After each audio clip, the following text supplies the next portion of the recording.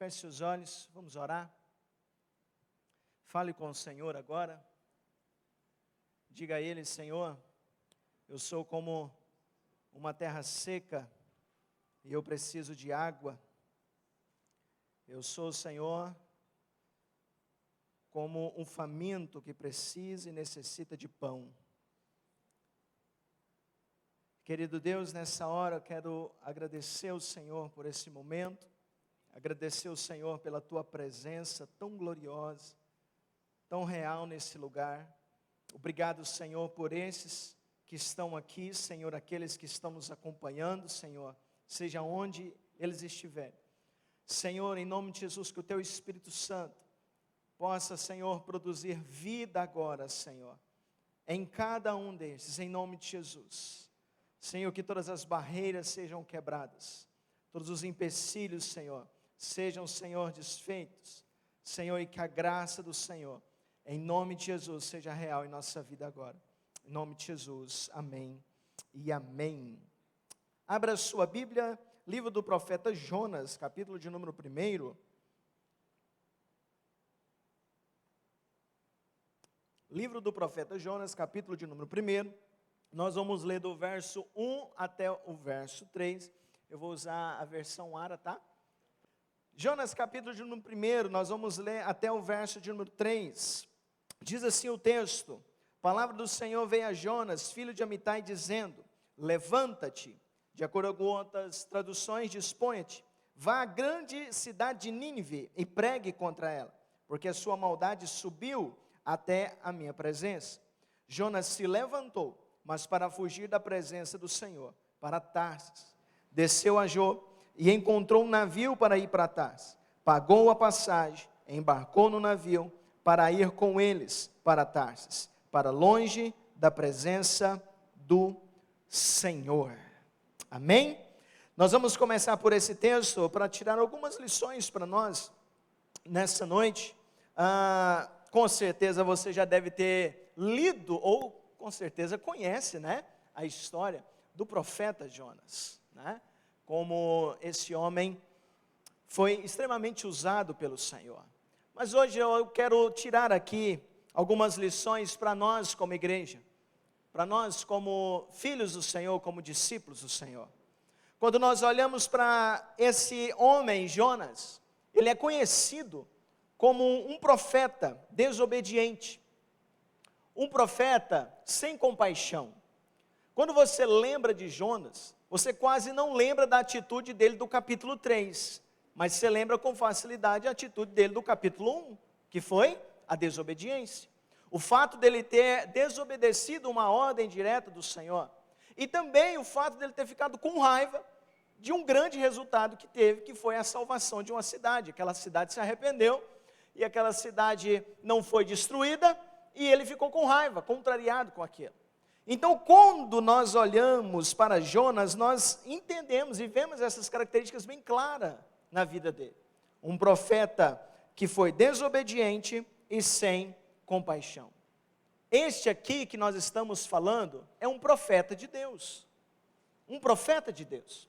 Um profeta de Deus, para que você possa ir gravando ou anotando, o profeta de Deus é aquele que recebe a palavra do Senhor. É aquele que está responsável de receber a palavra de Deus e transmitir, anunciar para o povo. Quando nós olhamos para esse texto, no capítulo de número 1, texto que lemos, nós vemos que no verso 2 ele recebe uma ordem do Senhor: levanta-te ou dispõe-te, vá à grande cidade de Nínive e pregue contra ela. Por quê? Porque a sua maldade subiu até a minha presença. É uma ordem clara do Senhor. O Senhor, surge ali uma grande necessidade, que uma mensagem seja entregue a uma cidade, Nínive. A maldade daquela cidade está chegando até o Senhor e já está incomodando. O Senhor já está suportando aquilo com muita paciência. Então Deus olha para a terra e chama um profeta. Profeta dele, escolhido por ele, profeta Jonas. Jonas, vai lá e leva a minha mensagem.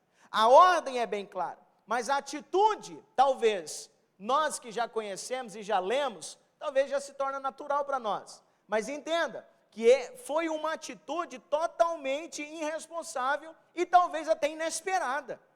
O normal é que ele, ao receber essa mensagem, ele fosse direto: sim, Senhor, vamos lá levar essa mensagem. Mas a atitude dele foi totalmente contrária a essa. Verso 3 vai dizer o quê? Jonas se levantou, mas para fugir da presença do Senhor. O Senhor mandou ele se levantar, se dispor. E se dispor, se levantar, é pôr-se em pé, estar pronto para fazer algo, estar pronto para executar algo.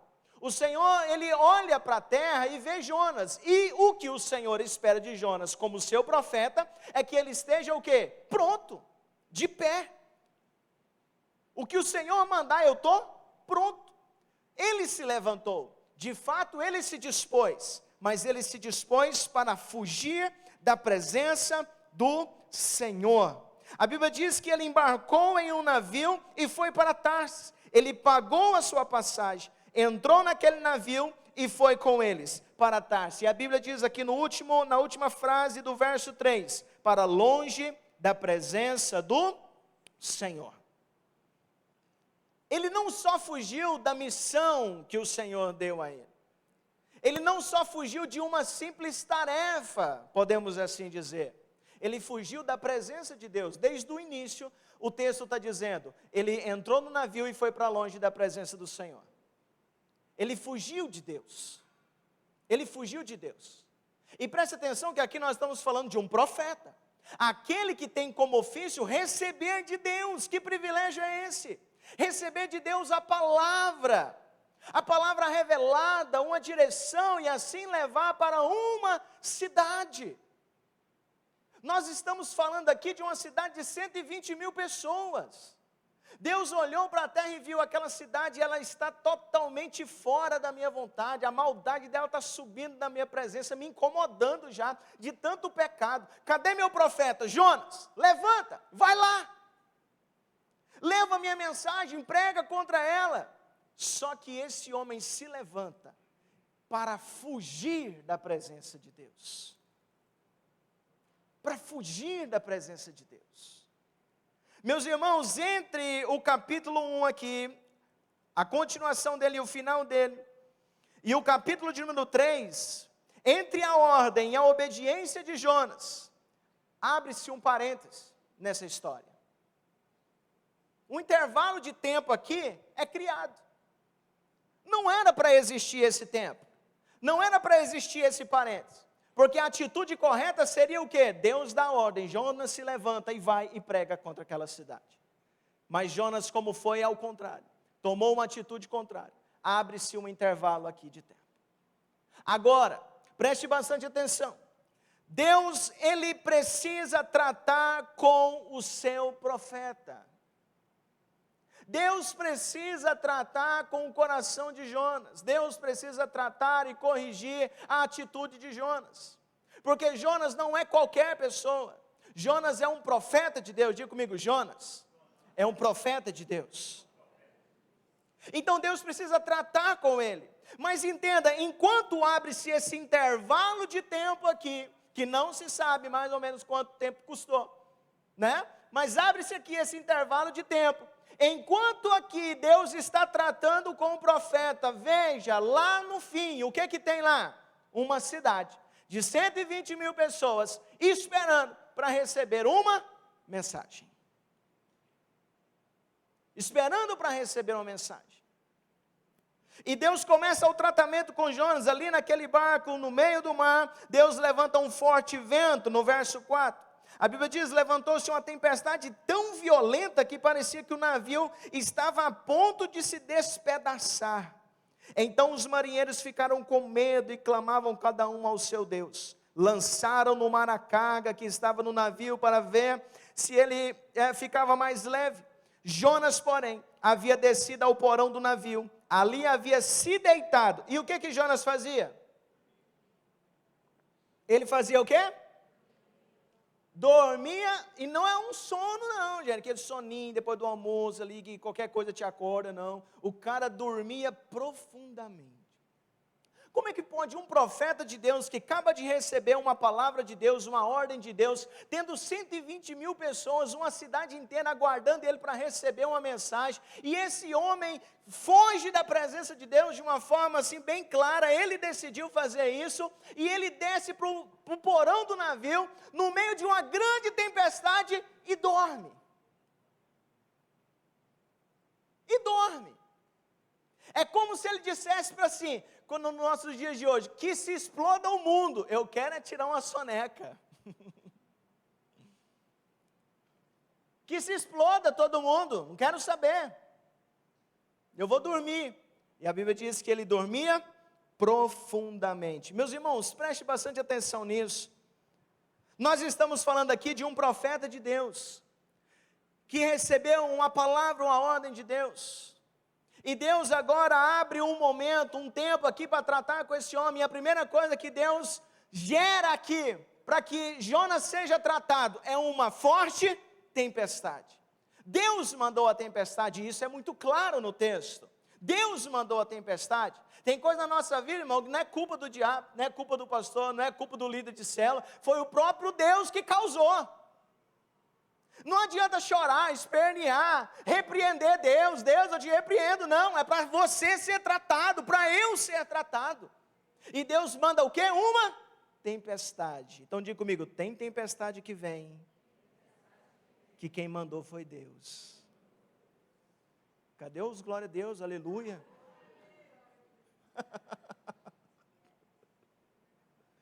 Por isso que Tiago vai dizer, tem de grande gozo quando caís por várias provações, ou passares por várias provações, grande alegria.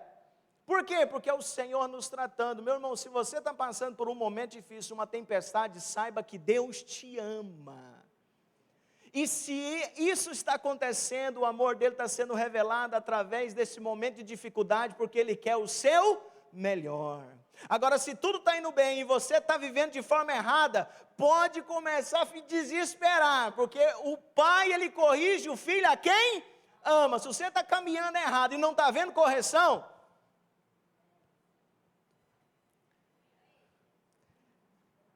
uma forte tempestade. Para que Deus mandou essa tempestade? Por causa do sono profundo. Gente, tem gente que mesmo no meio da tempestade parece que morreu. Meu Deus do céu, morreu o homem. Morreu a pessoa. A tempestade é para te acordar. O deserto ele vem para você ficar alerta. A provação vem para você ficar atento. E quando isso acontece, o que nós vemos aqui no segmento da história? Que resolveram e acharam quem que era o culpado daquela tempestade. Jonas, joga o homem no mar. Jogaram ele no mar. Calmou a tempestade. Acabou o tratamento de Jonas? Não. No verso 17, olha só o que diz o texto, do capítulo 1. O Senhor ordenou que um grande peixe engolisse Jonas. E Jonas esteve 3 dias e 3 noites no ventre de quem? Do peixe. Deus mandou a tempestade para que ele acordasse. E mandou o peixe para quê? Para acabar com o orgulho dele. Para realmente quebrar ele no meio. Porque quando você vê no início do capítulo 1, ele está tentando fazer o quê?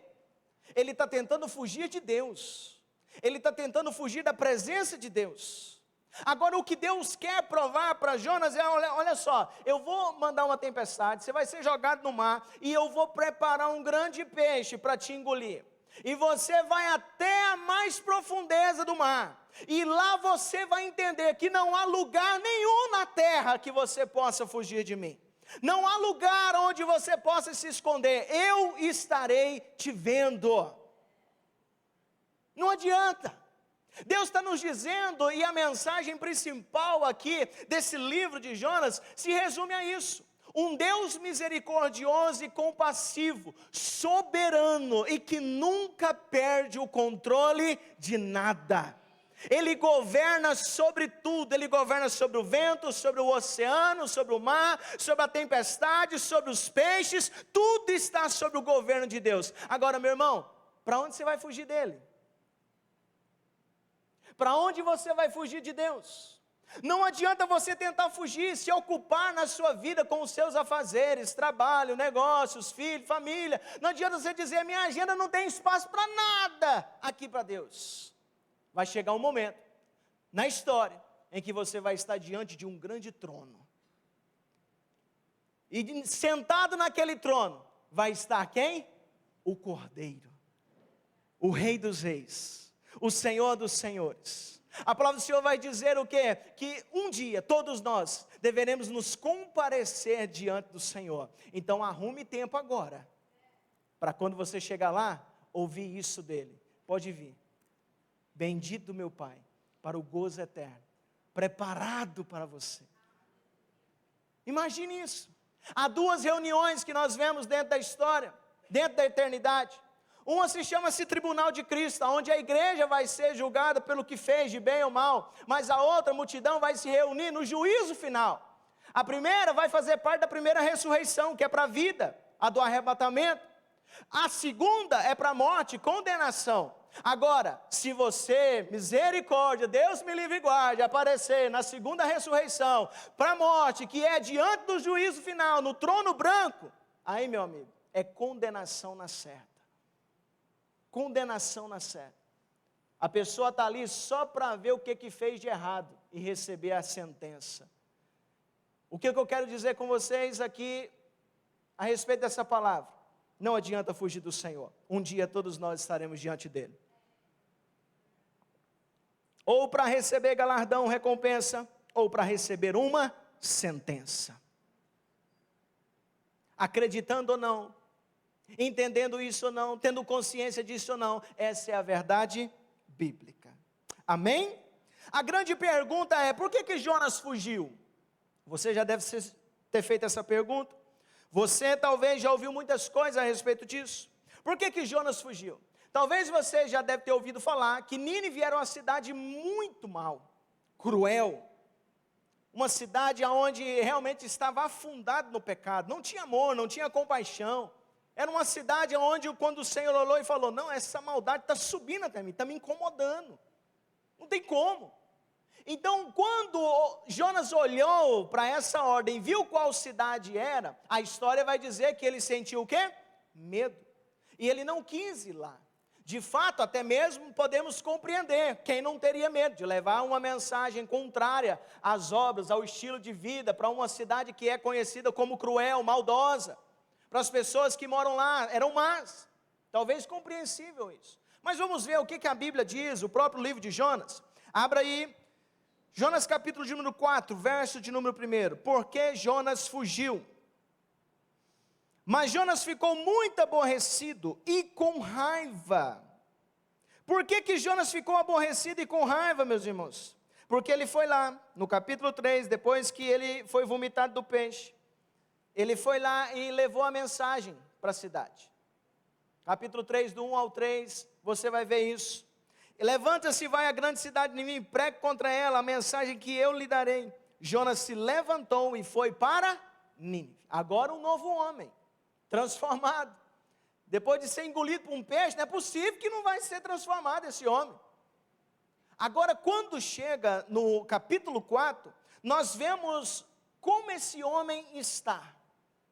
Frustrado, aborrecido, está com raiva. Por quê? Porque ele levou uma mensagem e o povo se arrependeu. A cidade inteira se converteu. A Bíblia diz, gente, que todo mundo jejuou. O rei, quando ficou sabendo daquela mensagem, jejuou, vestiu-se de pano de saco de cinza, foi para a humilhação, decretou um jejum nacional em toda a cidade, até os animais tinham que jejuar. Pensa num arrependimento genuíno, verdadeiro. Nem os animais vão comer. Se arrependeram. E a Bíblia nos diz que Deus olhou para aquilo e recebeu aquele arrependimento. Porque a intenção de Deus nunca é destruir. A intenção de Deus sempre é salvar. Essa é a intenção de Deus, essa é a vontade de Deus. Mas no verso 1 diz o quê? Jonas ficou muito aborrecido e com raiva.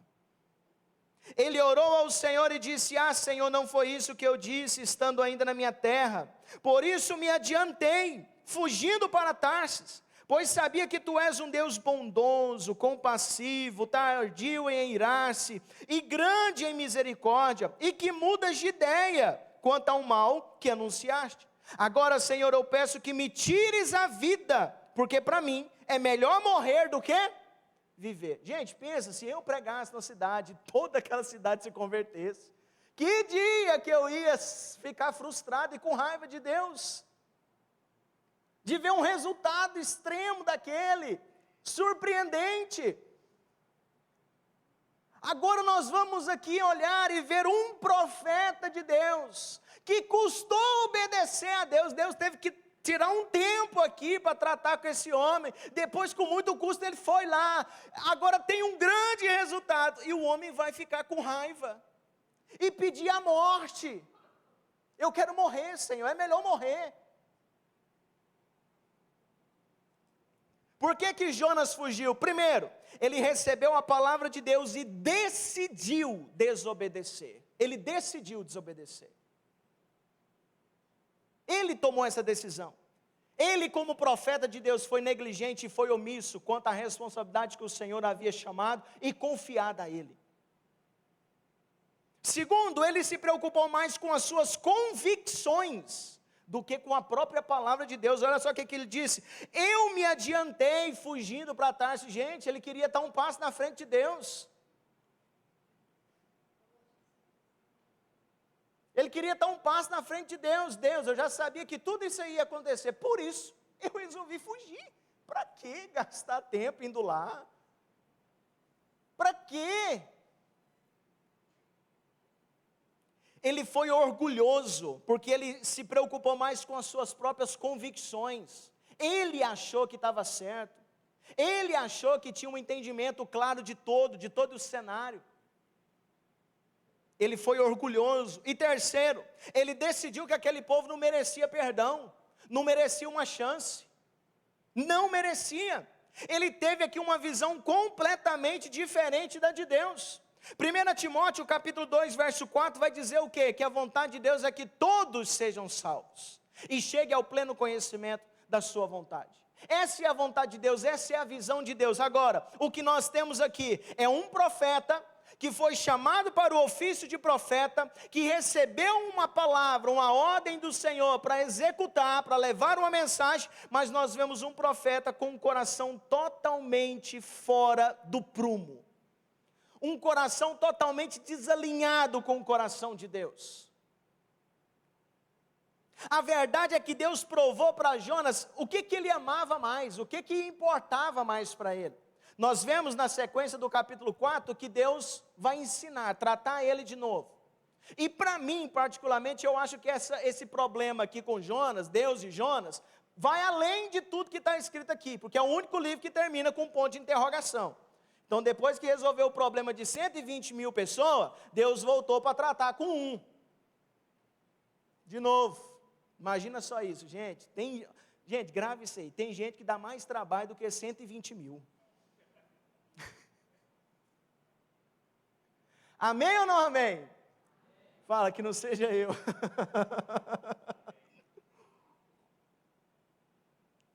Deus fez crescer uma planta. Cresceu de manhã, morreu de tarde. Fez uma sombrinha para ele descansou. Essa planta, rapaz, pensa no homem que amou essa planta. Pensa no homem que criou um chamego com essa planta. Olhou para a planta crescendo, viu aquilo e falou: oh, rapaz, mas que coisa maravilhosa. Quando chegou no final do dia, o que aconteceu com a planta? Secou, morreu. Olha só o que Jonas fala, gente. Verso de número 9. Então Deus perguntou a Jonas: você acha que é razoável essa sua ira por causa da planta? Jonas respondeu: é tão razoável que eu até quero morrer. Gente, pensa no amor que esse homem criou com essa planta. Eu quero morrer, Senhor. Por quê? A planta nasceu de manhã, morreu de tarde. Deus falou para ele: ó, você viu essa planta crescer, mas você não fez nada por ela. Você não cuidou dela, nada. Olha só o que Deus diz. Último tratamento do livro que Deus dá a Jonas. O Senhor disse: você tem compaixão da planta que não lhe custou nenhum trabalho.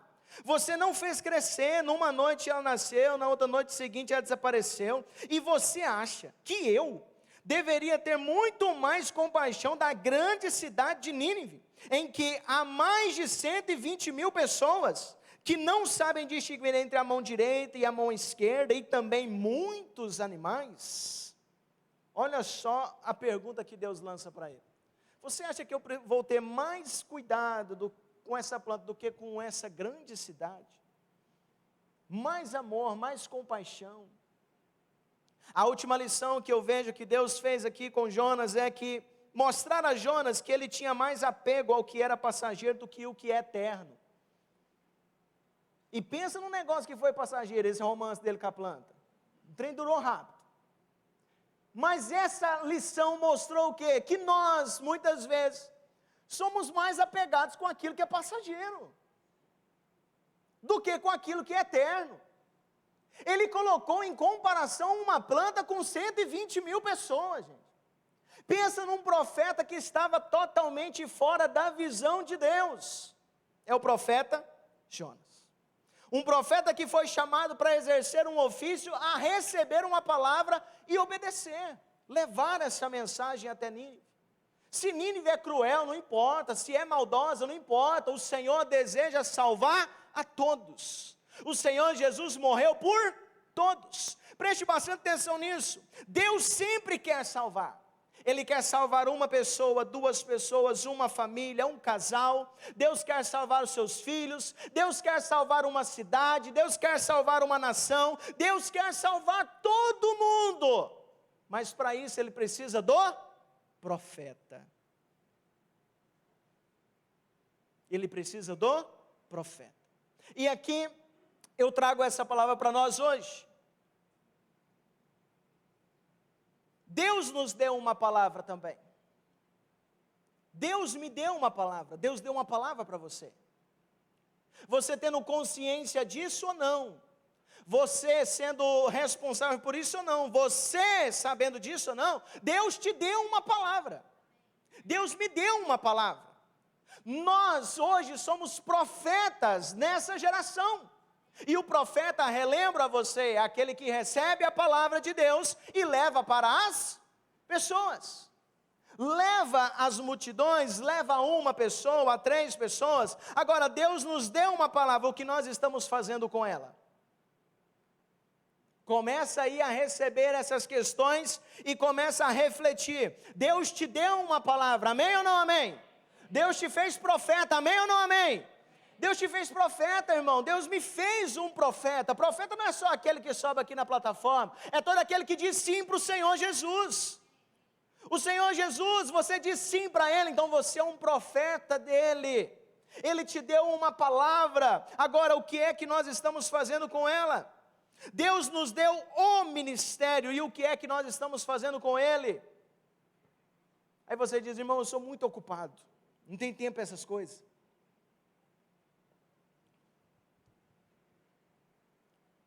Ele nos deu o ministério. Ministério significa trabalho. Diga comigo, trabalho.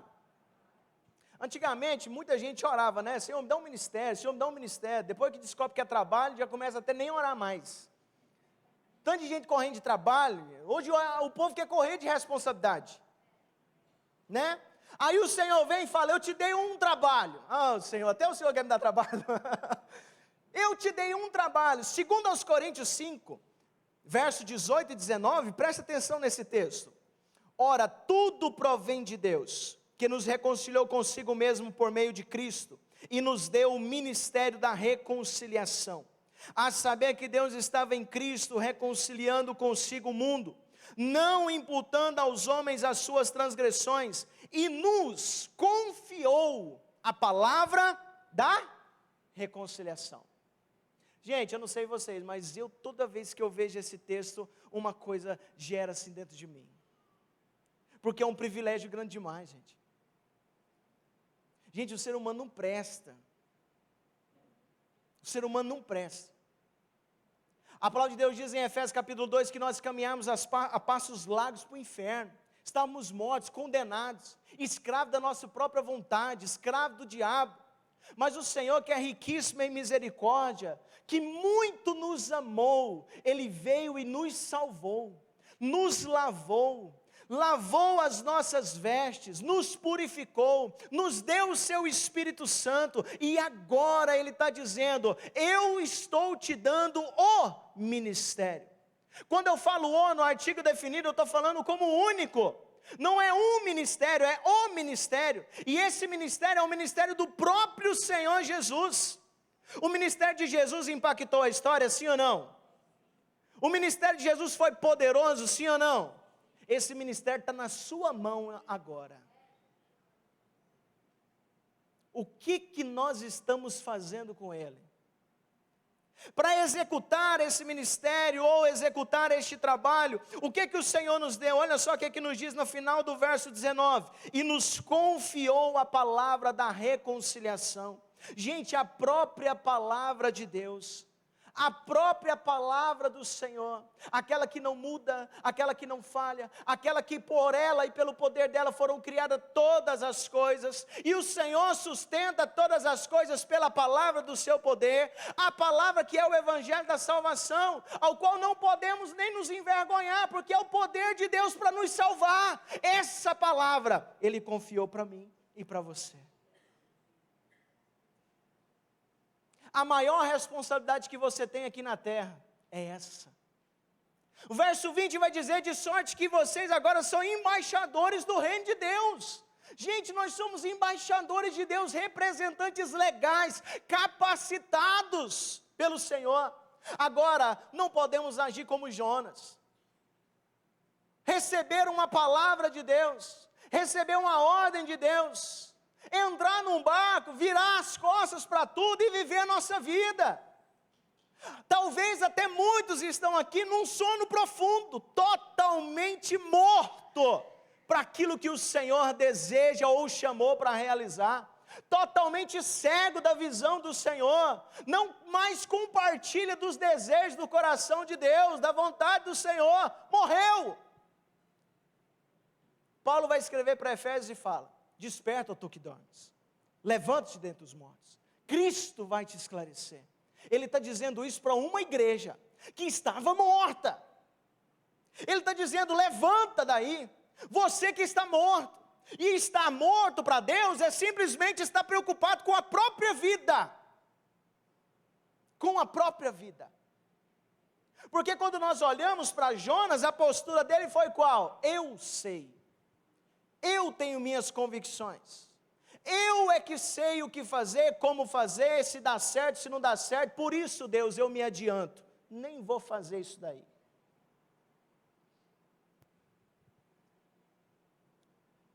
Um detalhe sobre como Jesus conduzia esse ministério que ele recebeu do próprio Pai.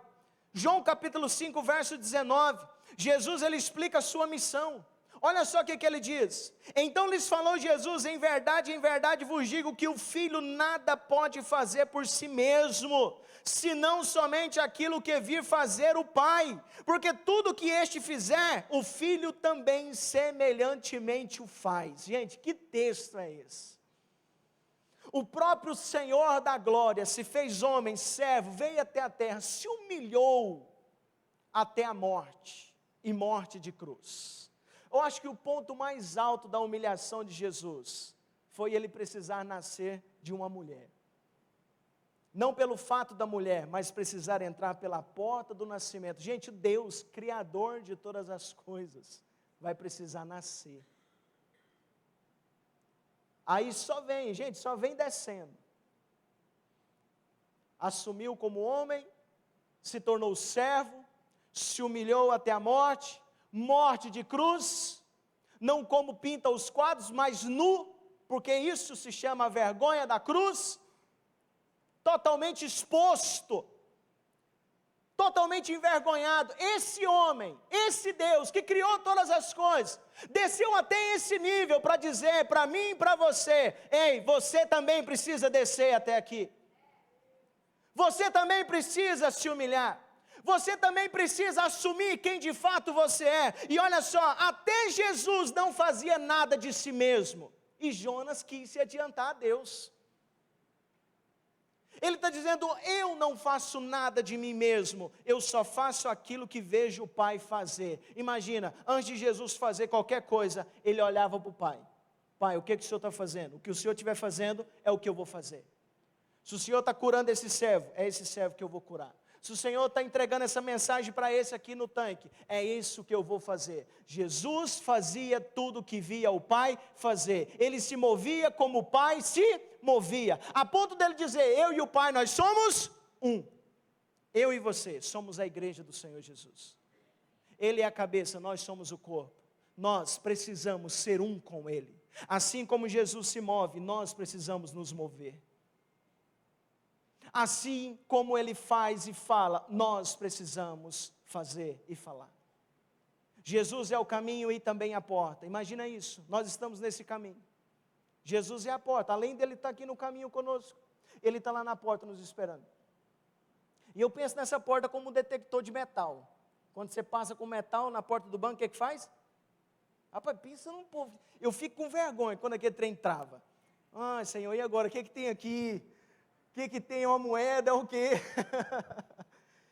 Jesus é como se fosse uma porta de detector de metal. Se passar lá e não for parecido com Ele, vai apitar, vai dar ruim o negócio. Só entra no céu parecido com quem? Jesus. O ministério de Jesus é fazer o que o Pai está fazendo. Jesus se move como Deus Pai se move.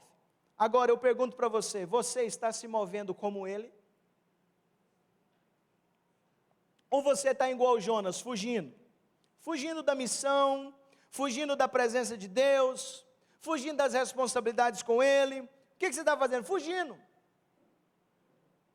Fugindo. Agatha, lança a primeira imagem, por favor. Nós, como igreja Alcance, Deus nos deu uma palavra, amém? Deus nos deu uma palavra. Nós somos uma comunidade que está em constante crescimento. E nós estamos debaixo de uma palavra do Senhor. Se tem algo que nós temos um compromisso aqui, é de sempre trilhar aquilo que o Senhor está nos dirigindo, fazer como Ele está nos dirigindo. Obedecer a visão que o Senhor nos deu. Não estou dizendo que somos perfeitos, mas nós tentamos fazer o melhor possível. A questão não é ser o melhor, mas é fazer o melhor que tem. Nós estamos tentando fazer algo, dentro daquilo que o Senhor nos deu, olha só a nossa visão. Alguém aqui conhece nossa visão? Você já ouviu falar? Amém? Eu não vou falar para você tirar de cor. Vamos ler junto nossa visão? Vamos lá, todo mundo junto. 1, 2, 3, vamos?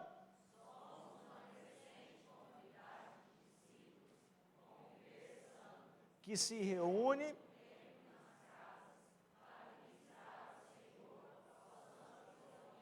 Amém, glória a Jesus.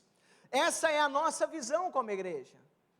Nós somos uma crescente comunidade de discípulos. Nós estamos em constante crescimento. É a forma que o Senhor nos deu para ver, olha só, é lá que eu quero que vocês cheguem. É lá que eu quero que vocês cheguem. E para nós chegarmos nessa visão, o Senhor nos deu o quê? Uma missão. Qual que é a nossa missão? Vamos lá?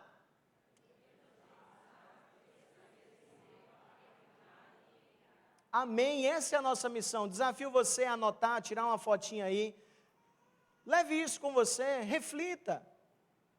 Veja, qual que é a visão nossa como igreja, a nossa missão.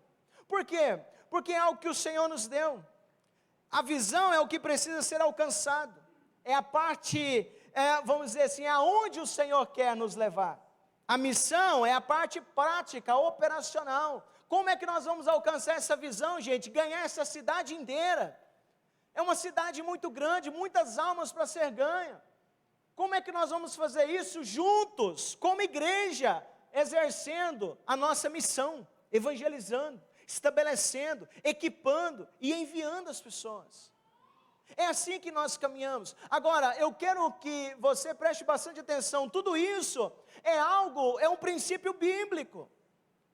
Mateus capítulo 28, verso 19, o Senhor Jesus vai dizer, ide por todo mundo, pregue o evangelho, batize as pessoas, ensine elas. É um princípio do Senhor. O Senhor Jesus cumpriu a sua missão e Ele nos chamou para executar essa missão junto a Ele. Junto. Um trabalho junto. Nós, como igreja, precisamos abraçar isso junto. Todos nós somos um profeta do Senhor. Recebemos uma palavra do Senhor. Amém? Recebemos uma palavra do Senhor. Agora presta atenção, como é que nós fazemos isso? Como nós fazemos isso? Como ganhar uma cidade desse tamanho? Primeira coisa, nós temos células. Alguém sabe o que é célula? Dá até aquele calafrio na espinha assim quando fala de célula. Ai, gente do céu, não é possível que ele vai falar de célula. Gente, célula. Pensa num trem que é abençoado. É o tal da célula, né, Marcos? Na célula o Marcos foi embora fedendo fumaça, então do cara do churrasco. Gente, célula é bênção. A célula é um pequeno grupo onde nós nos reunimos, para quê? Para compartilhar a palavra, para fortalecer relacionamentos, ali aonde nós somos assistidos, aonde nós somos discipulados, aonde nós somos trabalhados juntos. A célula é o nosso meio que nós utilizamos para quê? Para evangelizar pessoas, porque não é só uma reunião de grupinho de crente. Ali nós temos como objetivo principal o quê? Evangelizar, essa é a nossa missão, ganhar mais pessoas. Agora imagine nós, como líderes, como auxiliares, como igreja, todos nós envolvidos na célula, imagina se nós não conseguimos ganhar essa cidade. Imagine só. Agora para muitos, e quando fala de célula, chega, torce o pescoço. Gente, célula é benção. Amém? 2 amém? Segunda coisa, discipulado. Gente, o que é o discipulado? É o caminhar um a um, mais próximo, mais íntimo. É você transferir a vida de Deus que há na sua vida para outra pessoa. Você tem uma pessoa para você caminhar junto? Uma pessoa que está ali caminhando com você, um a um? Gente, preste bastante atenção nisso. Nem Jesus andou sozinho. Esse texto está lá em Mateus 26, 36, olha só o que diz. Em seguida foi Jesus com eles a um lugar chamado Getsêmani, e disse aos seus discípulos, assentai-vos aqui, enquanto eu vou ali orar. E levando consigo Pedro e aos 2 filhos de Zebedeu, começou a entristecer-se e a angustiar-se. Então lhe disse, a minha alma está profundamente triste, até a morte, ficai aqui e vigiai comigo. Jesus não andou sozinho. Jesus, quando veio aqui à terra, ele escolheu quantos para caminhar com ele? 12. Dos 12, ele escolheu quantos? 3. Esses 3 aqui é o que vai aguentar umas buchas maior. Jesus chamou esses 3 e foi para um lugar mais reservado. Gente, Jesus ali rasgou o coração dele para aqueles 3. Jesus está dizendo, tá ruim aqui, eu estou angustiado. Fica aqui, vigia comigo, ora comigo. Gente, eu fico imaginando Jesus, gente, tendo que descer e viver isso, lidar com esses sentimentos de frustração, angústia, dor. Imagina isso, e ele dizendo para 3 homens, cada um mais enrolado que o outro, dizendo, vigia comigo pelo amor de Deus, ora comigo, eu sei que a vida de vocês está todo um perrengue também, mas fica aqui, fica comigo. Você tem uma pessoa assim? Para caminhar junto com você, uma pessoa que se olha para ela e fala assim, eu não sei nem falar o que está acontecendo, só sei que aqui dentro o trem está ruim, eu estou angustiado, ora comigo, chora comigo. Você não precisa caminhar sozinho, nem Jesus caminhou sozinho. E terceiro e último, nós temos as grandes celebrações, que essas reuniões maravilhosas que nós temos aqui, aos domingos, aos sábados, às terças-feiras, reuniões oficiais em que nós nos reunimos para adorar o Senhor, participar da mesa do Senhor. Eu gosto de pensar que a reunião de domingo é como se fosse para a gente carregar as baterias. A gente vem, carrega a bateria, chega lá fora, descarrega, ganha almas, ministra cura, ministra libertação, leva a palavra, se reúne na célula, compartilha da palavra mais ainda do que foi ouvido aqui, do que foi aprendido, ministra na vida das pessoas da sua célula. Gente, isso é o objetivo da nossa reunião aqui, carregar as baterias. Você chega aqui, se a gente pudesse às vezes olhar assim, às vezes tem pessoa que chega aqui se arrastando mesmo, né? A bateria bem fraca, mas sai daqui fortalecido pelo Senhor. E tem um propósito para isso. para você chegar lá fora e descarregar isso nas pessoas, as pessoas que estão precisando. Agora ouve esse conselho que eu quero te dar com muito amor, com muito carinho. Essa é a visão que Deus nos deu como igreja, é a nossa missão que Deus nos deu como igreja. Gente, você tem todo o direito de discordar disso, não tem problema. Você tem todo o direito, e claro, discordando, com certeza você não vai abraçar a causa. Você não vai abraçar a visão da igreja, nem a missão, você não vai abraçar o seu líder de célula lá, ombrar com ele, você não vai, ok. Talvez você seja um Jonas, quer continuar fugindo, ok. Mas por favor, repense, é muita coisa que está em jogo. Lembra quando eu falei para vocês que quando Deus abriu um espaço de tempo aqui para tratar com um homem só, existia 120 mil esperando. Aquilo que Deus chamou você para fazer, entenda, eu não posso fazer, é para você fazer. Se você for negligente, se você for omisso, pensa o quanto de pessoas que estão te esperando para receber a palavra do Senhor através da sua vida. Imagine isso. Agora eu quero que você pense sobre essa questão. Se você é uma pessoa assim, que discorda, que não quer abraçar, não quer ombrar, quer ficar escondido, só ser espectador mesmo, mas eu te pergunto, por que você acha que Deus te plantou aqui neste lugar? Nada acontece por acaso. Por que você acha que você está aqui hoje, na família Alcance, na comunidade Alcance? Por que Deus te trouxe para cá? O que Ele espera de você? Porque é claro que nós esperamos algo de Deus, sempre nós estamos dizendo, eu espero algo de Deus, mas você já parou para se perguntar, o que Deus espera de você? E aí, meu filho, eu só estou te abençoando, e aí, nada para mim?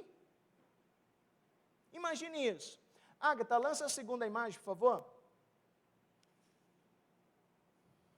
Gente, olha para essa imagem. Essa imagem, eu vou te falar um negócio para você, viu? Na hora que eu vi ela, eu falei, essa imagem é genial. Só vocês que estão vendo em primeira mão, eu esqueci de passar isso aqui de manhã. Gente, imagine isso aqui, muitas pessoas não fazem nada, não abraçam as coisas. É claro, nós temos vários fatores, muitos já foram frustrados, decepcionados, foram feridos.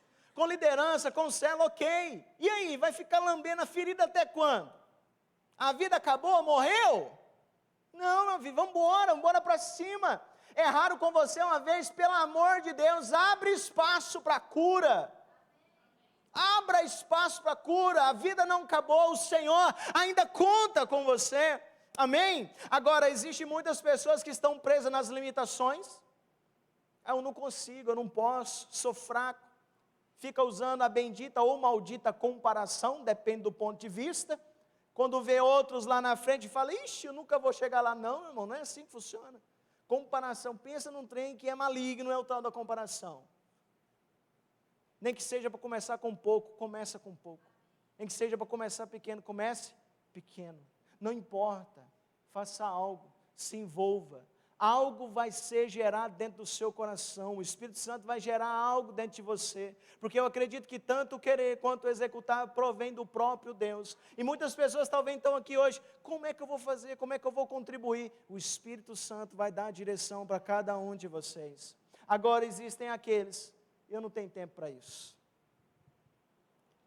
eu não tenho tempo da minha agenda, sou muito corrido. Como é que eu vou me envolver com célula? Como é que eu vou me envolver com discipulado? Eu monto dando conta de cuidar da minha vida, eu vou ajudar a cuidar da vida dos outros? Tem gente assim. E tem gente que está falando isso aí. Quando eu estiver pronto, eu começo. Quantas pessoas não são assim, gente? Eu não estou pronto. Irmão, vamos ajudar lá no estacionamento, não estou pronto. Irmão, vamos ajudar lá no Kiss, não estou pronto. Irmão, vamos ajudar aqui. Olha para você ver que irmão abençoado, rapaz. Vamos aqui levar água para o menino lá que está com sede. Eu não estou pronto. Vamos ajudar na célula, ombrar junto lá. Não estou pronto.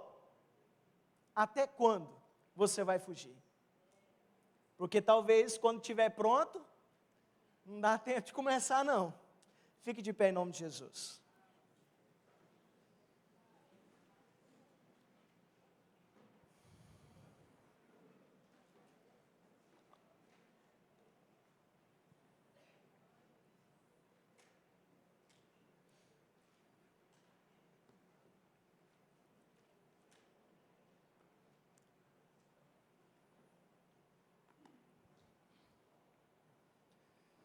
Diante de tudo isso agora, eu convido você a fechar os seus olhos e a começar a falar com o Senhor. Tudo que você ouviu aqui, tudo que foi ministrado ao seu coração, você está agora diante dessa mesa. E diante de tudo que foi falado, você é como Jonas, você está fugindo. O Senhor te chamou para algo, o Senhor te designou para algo, Ele confiou algo a você. Talvez você está aqui hoje, está ferido, está frustrado, decepcionado. Talvez feriram você, algum líder, alguma célula. Esse é o momento da cura na sua vida. Depende de você. Nós não estamos aqui para ser como Jonas. O Senhor não nos chamou para ser um fujão. O Senhor nos chamou para ser um profeta de Deus. O Senhor nos chamou para assumir uma responsabilidade. Ele confiou isso a nós. Eu quero convidar você a orar sobre isso agora, em nome de Jesus. Enquanto nossos irmãos ministram a canção, você tem liberdade para orar ao Senhor. E a minha oração a você agora é que o Espírito Santo te dê clareza sobre essa palavra. É que o Espírito Santo te dê agora direção. Porque talvez existem pessoas aqui que até têm o desejo de fazer, mas não sabem como. Desejam fazer algo para o Senhor, algo que seja relevante, algo que seja, nem que seja por pequeno, mas ele deseja fazer. Senhor, há um desejo no meu coração, eu não sei o que é para me fazer, mas eu quero fazer. Que o Espírito Santo agora te dê clareza sobre isso, te dê direção agora sobre isso, em nome de Jesus. Ore agora, tire um tempo, ore ao Senhor, fale com Ele, esteja livre para isso, em nome de Jesus. Aleluia. Sim, Senhor.